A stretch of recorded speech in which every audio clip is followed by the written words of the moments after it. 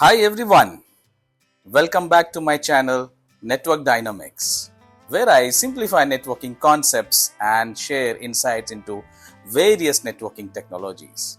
I am Atik Sheikh and this video is powered by Conventus Technologies. And today I'm going to talk about Cisco ACI Architecture, the foundation of modern application-driven data center.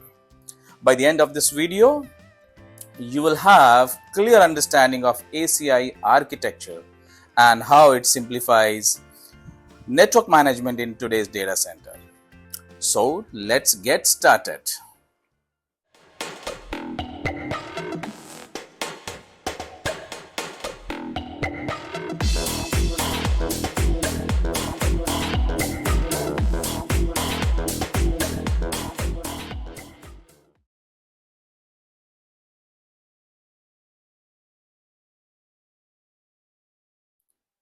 So in my previous video of understanding Cisco ACI, which was an introductory video for ACI as a technology for data center, I talked about spine leaf topology, right? So basically Cisco ACI it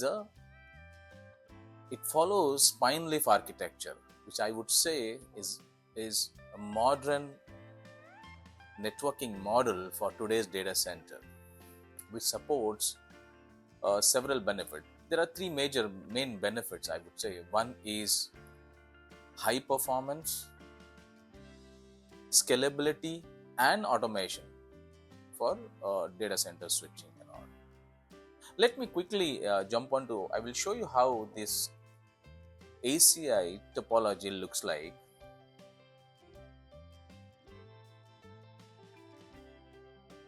You can see on the screen, this is a typical topology diagram for ACI architecture.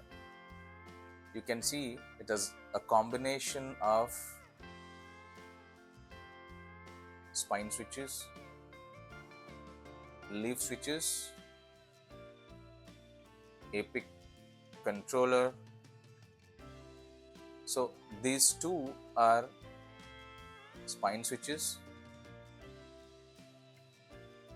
These 6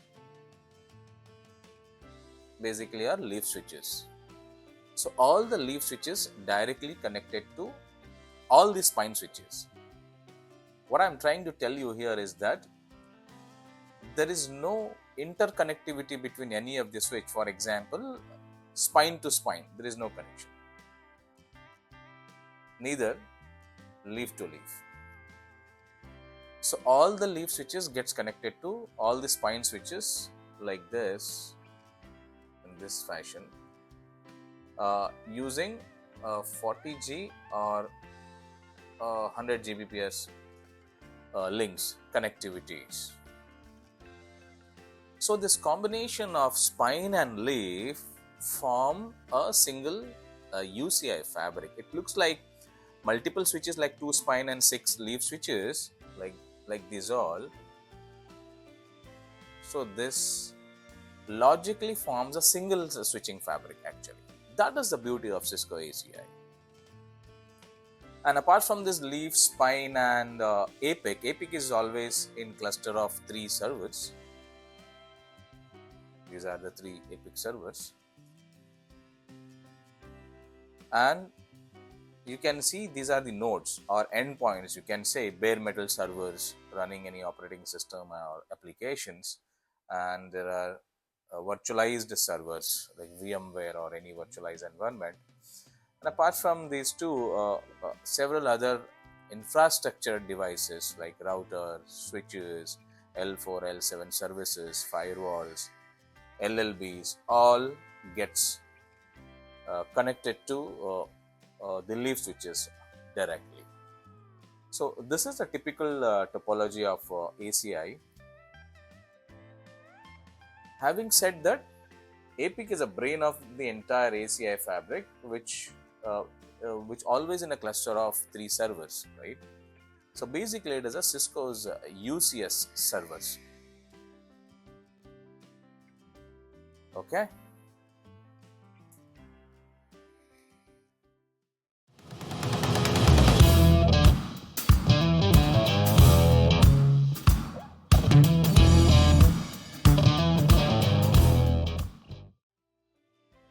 So how APIC discovers the switches and form the entire switching fabric?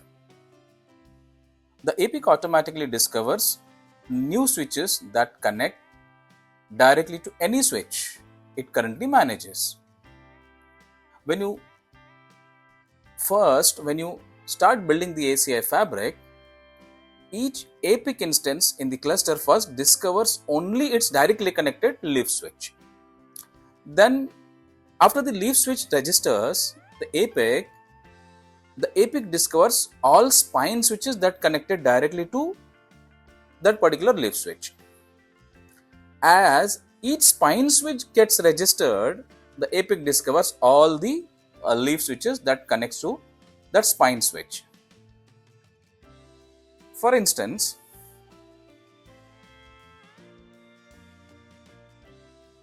on screen, these three APIC controller, they discovers their directly connected leaf switch first. These two. Once these two leaf switches gets registered on the APIC, then it goes on to discovering these two spine switches. Once both these spine switches gets registered on the APIC, all other leaf switches like these four, those are connected to this spine, gets registered on the APIC. So this cascaded discovery allows the APIC to discover the entire ACI site topology and automatically configure all necessary configuration like VXLAN, ISIS, multicast, everything automatically in background. Now it's time to tell you about my favorite features in ACI. There are three key aspects that truly stands out. First, the rollback feature in ACI, which allows you to revert configuration effortlessly in case of any failure due to any network changes. ACI changes can be rolled back to previous configuration in few seconds. Whereas in traditional network, it is not the case. It is not so easy to roll back as you might be logging into multiple devices to roll back the configuration changes. Okay. Second, the software upgrade process, making upgrade seamless with minimal disruption. Download the image to APIC controller, push it to the fabric. You will not upgrade the full fabric in one go, but doing upgrade from APIC saves a lot of time. You can also schedule the upgrade time. Like for example, you wanted to upgrade your entire switching fabric at midnight 12 a.m. So you can schedule that upgrades. You can tell the APIC to do the upgradation part during that particular time. Third, scalability. Enabling networks to grow efficiently. ACI is highly scalable. To have more fabric bandwidth, add spine switches. Or you wanted to have more number of leaf switches, you just simply add spine switches. You can have more than 2 spine switches in the network. You can have 2, 4 and 6 and so on. To have more endpoints, you simply add the leaf switches into the network. So they will automatically integrate all these newly added switches by taking the configuration from the APIC by itself. And lastly, visibility, which provides deep insight into network performance and security. So with APIC, you get a visibility into full network from a single pane of glass. It is not just interface counters and show commands, but a detailed, in-depth, end-to-end visibility can be provided by using the inbuilt tools. There are various inbuilt tools in ACI which can be easily used to monitor all these features. So viewers, these features makes ACI a powerful solution for modern data centers. Before we wrap up, here are some key points that every network engineer should remember about ACI.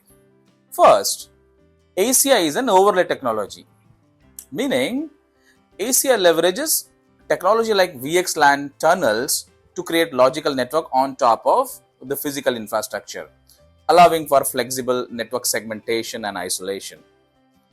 Second, ACI uses equal cost multipathing.